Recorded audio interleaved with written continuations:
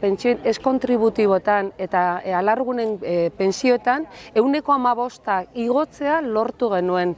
Eta nik uste dut hori benetan posteko gauza bat dela. Eta ikusi dugu baita ere horrek zer suposatzen duen. Hilaian, ia 70 eta 140 euron artean igotzeak eta pentsionistentzat nik uste dut gauza oso garrantzitsua dela hori lortzea. Baina uste dugu hori ez dela nahikoa. Badakigu gehiago lortu behar dugula. Izan ere, Europako gutun sozialak eskatzen duena da 1.080 eurotara ailegatzea. Pentsatzen da horrekin lortuko direla pentsioak duinak eta behar den hobeto bizitzeko.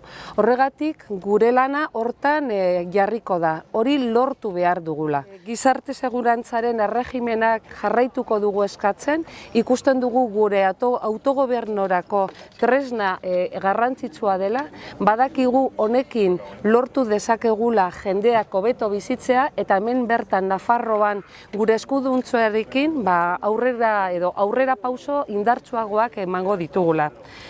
Argi geratzen da guztientzako hobekuntzak lortzea Euskal Herria Bildu bermea dela.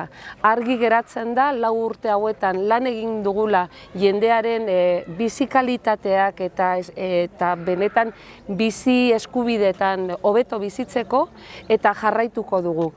Argi geratzen da baita ere horretarako Euskal Herria Bilduk indartsuagoa izan behar dela Madrilen eta gure konpromisoa mantentzen dugu Nafarroako jendartearekin, Nafarroako jende guztiarekin jarraituko dugula eskubideak zabaltzen eta bizi kalitatean indar gehiago jartzen.